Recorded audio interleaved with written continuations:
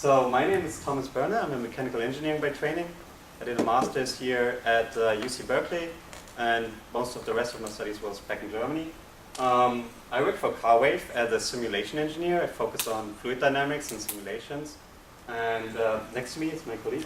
So I'm Nigel Kojimoto. I'm also a mechanical engineer with CalWave. I do mechanical design. Great. And CalWave Power Technologies is basically a company that came out of an incubator working together with UC Berkeley and Lawrence Berkeley National Lab. And we are doing ocean wave energy conversion. So we try to get electricity and fresh water out of ocean waves as a form of renewable energy.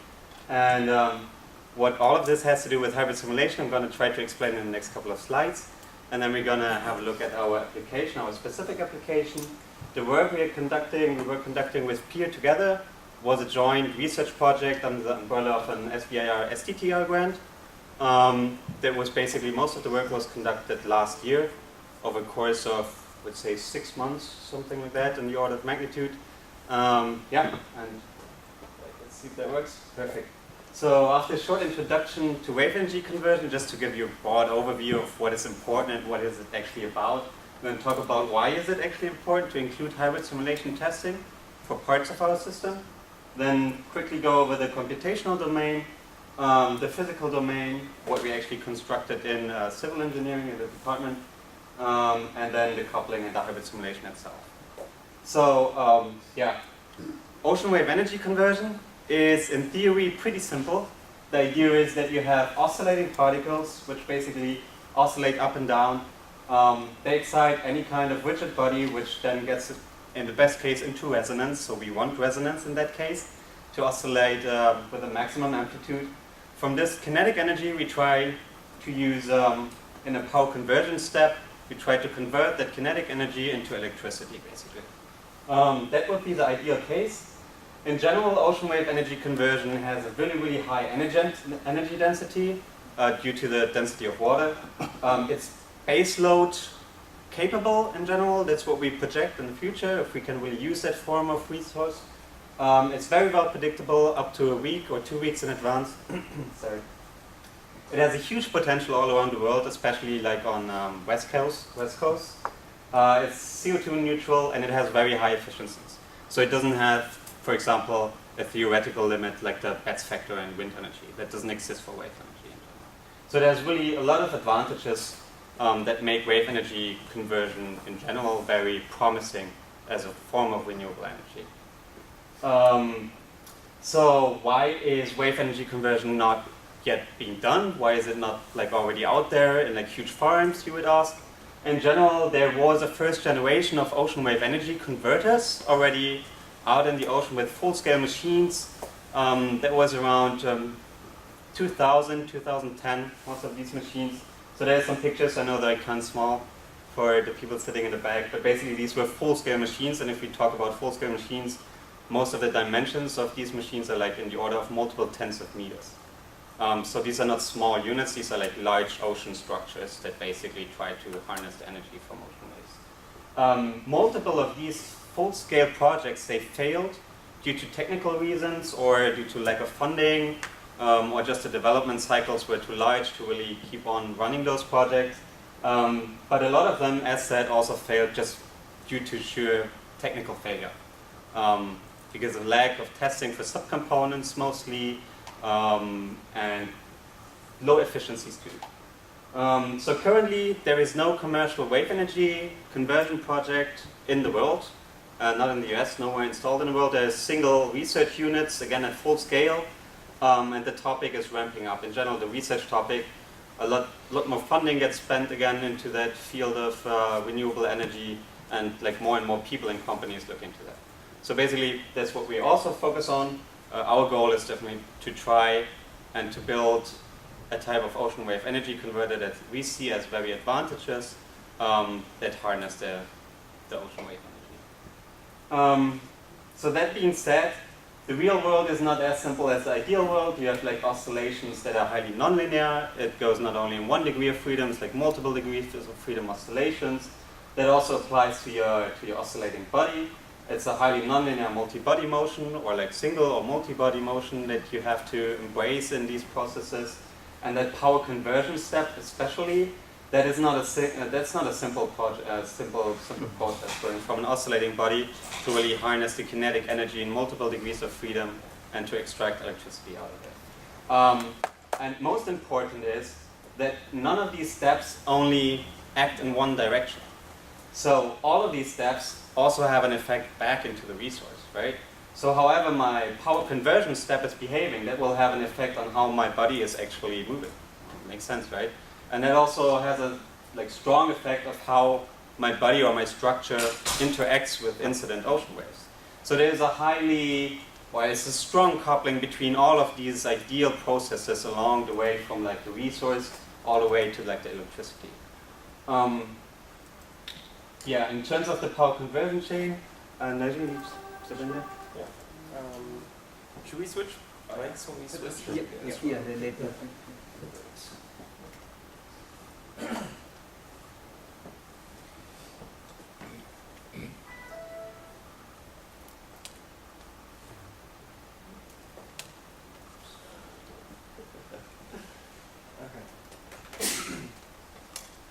So to talk a little more in detail about the power conversion chain, so this is the component of a wave energy converter that really takes the mechanical kinetic energy that's input into the device from ocean waves and then transfers that and takes that to electrical energy.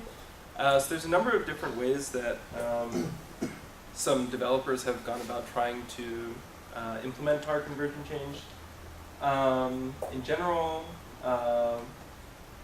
you can sort of go along the top path where you do a velocity increase with, say, a gearbox and rectify the motion and connect directly to a rotary electric generator and then generate electricity. You could go a hydraulic route where you connect to a hydraulic piston, pressurized hydraulic fluid, send that to a hydraulic motor and use that hydraulic motor to turn the generator.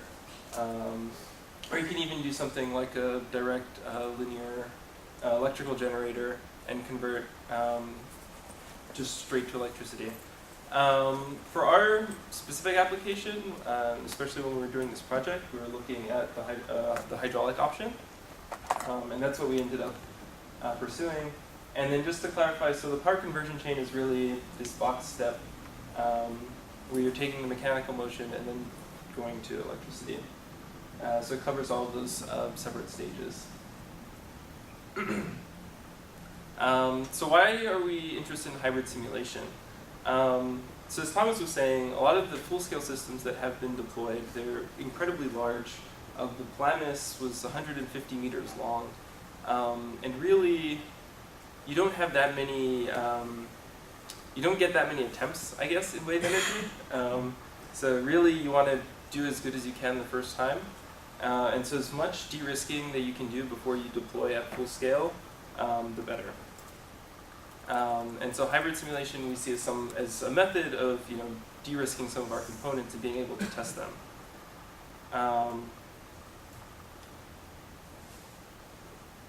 So basically it enables us to do experimental assessment of entirely uncoupled components that's not possible without building a full-scale system otherwise. And in addition, it also allows us to test various complex control mechanisms that we would otherwise not be able to test, and also just verify safety mechanisms that they're working correctly and able to keep the components in the wave energy converter safe and not from breaking.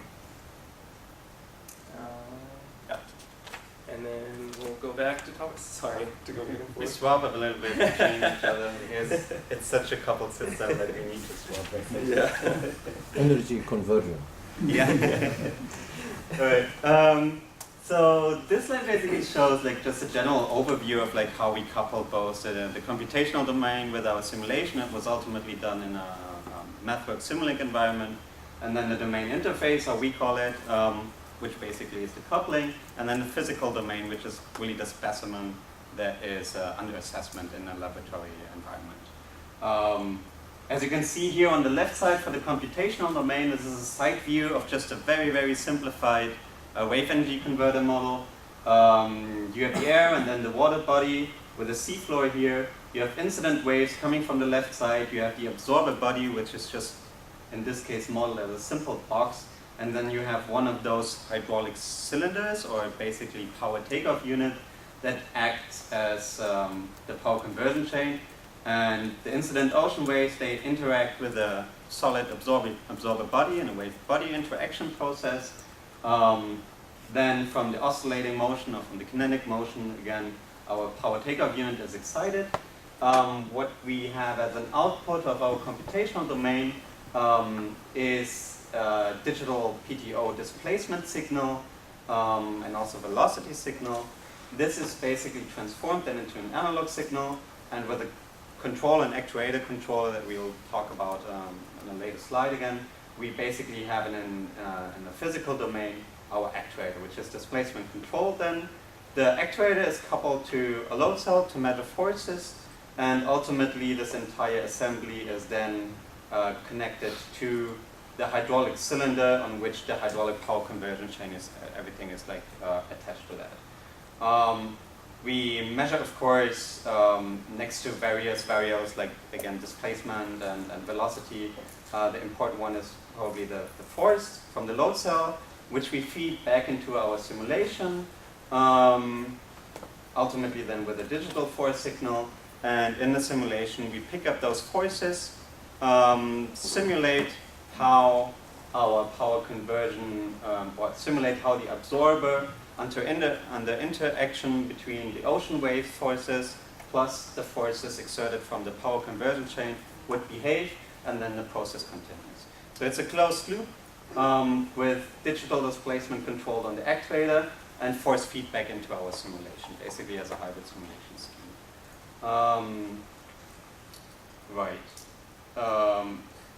Quick to make a note about the computational domain, how do we do the wave structure interaction?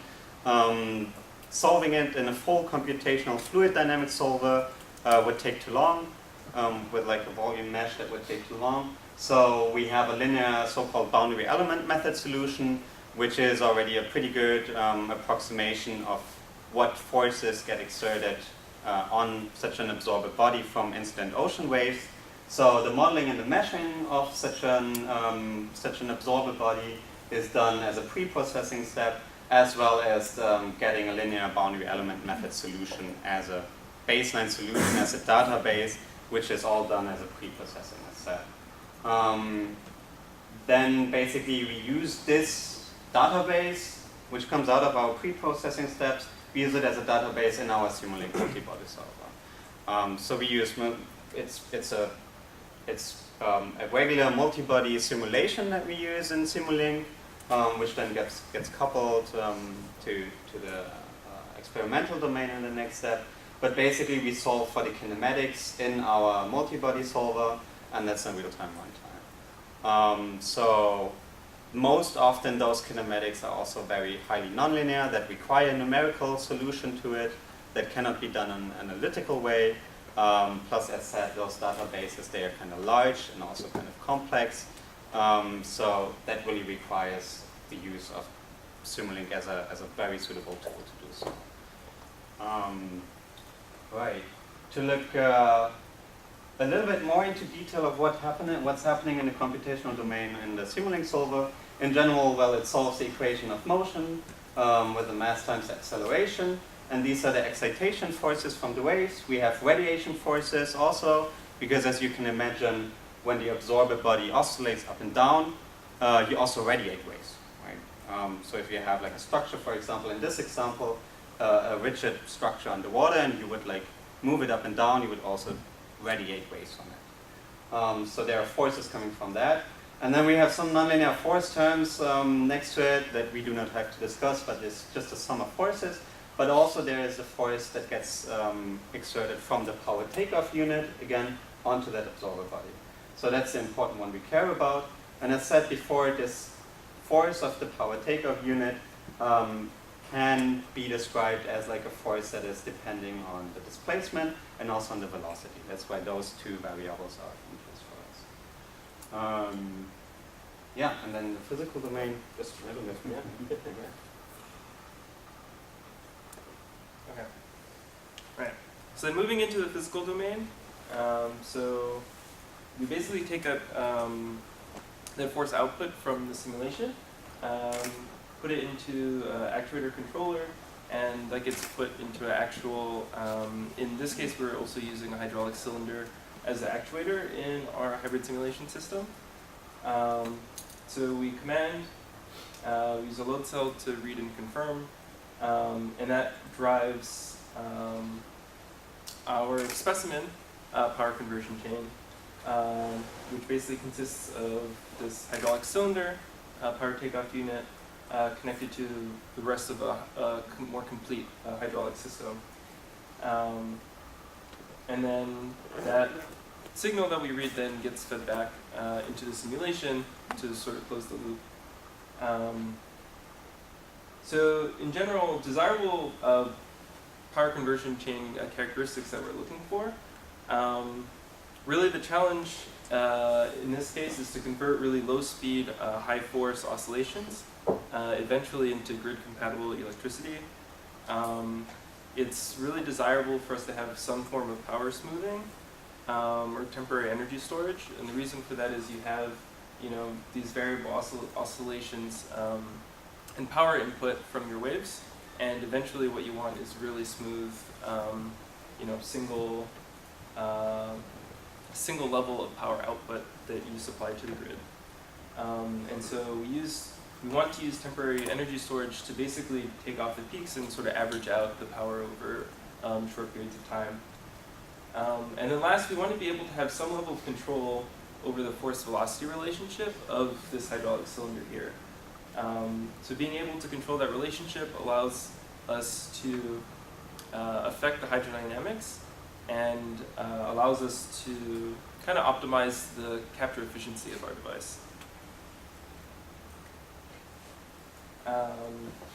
So here's sort of the physical setup that we implemented on the floor of Davis Hall with the help of Shakzad, Phil, and a bunch of other people up here.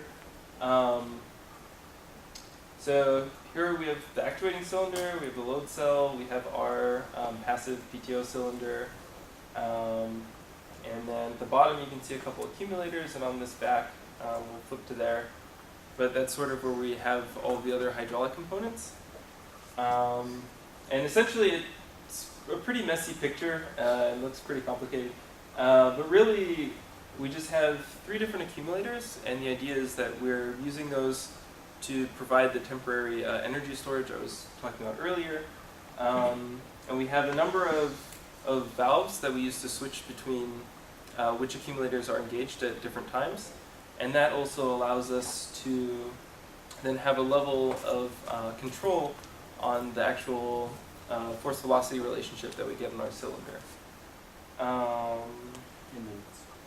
Okay, thanks. And then I think Salim will talk a little bit about the actual hybrid simulation setup. Yeah, this is for more energy conversion. So this is the hybrid simulation system that we developed for this purpose. And actually, this is different than the things that we described here.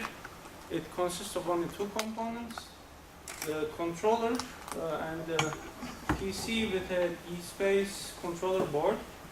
And there is a D-Space software in the PC, and the Simulink model that was developed has been implemented that has been developed by Thomas, has been implemented here in the D-Space, and basically this runs in real time, and we do the hybrid simulation in real time. And basically what this model does is it solves the equation of motion for the dynamic system that Thomas described also. And upon solving for the equation of motion, similar to all the other systems, we get the displacements, and then the displacements are sent to the controller through this connector panel. We have the cables directly going from here to the controller, and then after we send the displacements to the controller, then the controller basically controls this actuator which acts upon this power control unit, and then we read the force feedback, and then this eventually goes back to the through this connector panel to the Simulink model, and the hybrid simulation proceeds in this way. And this is done in real time because we apply correct velocities, and velocities are not that large, so it's not that of a challenge in real time, but it's done in real time. Yeah, so this is back to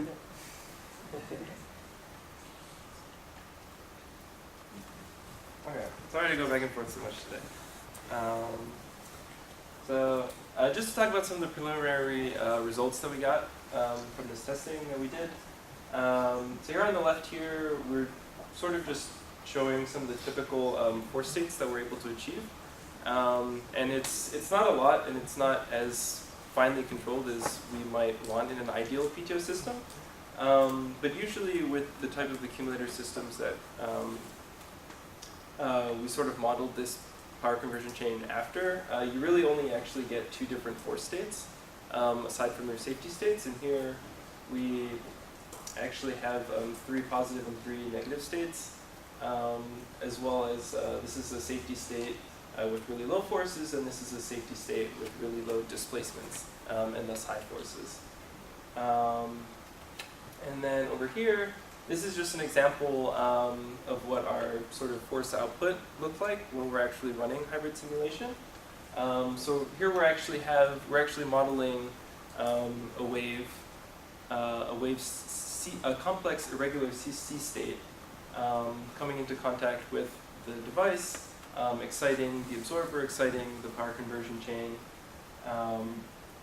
and you can see in blue sort of the forces that we're able to measure, and that's really the forces that we're controlling and applying, and red is sort of the desired. With the controller that we were using, we didn't really have a low force state, which is why you see sort of big discrepancies here and here. But in general, you can see that the controller does, attempt to track it fairly well for us. We're pretty happy with this as a result. So we're able to achieve a pretty wide range of forces, independent of the velocities in the PTO, and the force tracking was pretty successful. As far as the next steps, so we were pretty excited and lucky, to be honest, to be awarded an ocean demonstration project from the DOE. So this will enable us to actually build a scaled prototype and then deploy it in the ocean. So that's sort of our next focus, and we're using that to really continue this work on the power conversion chain. So we intend to do a design iteration of the power conversion chain, improve components that we think we could pick better and make the entire system more efficient, add separate control states to improve sort of the tracking that I was showing you earlier. And also this really focused on the power absorbing aspects of the power conversion chain, but really it needs to also include a restoring force element or a spring. So we'd also be working on including that. And additionally, we want to sort of improve the way that we're modeling the computational time and run more wave cases in the future than we did under this project. And we'll also be applying for phase 2 for this NSF STTR, and hopefully if we're awarded that, then we can even work on full-scale PTO development. Yeah. Thank you. Thank you, Kevin.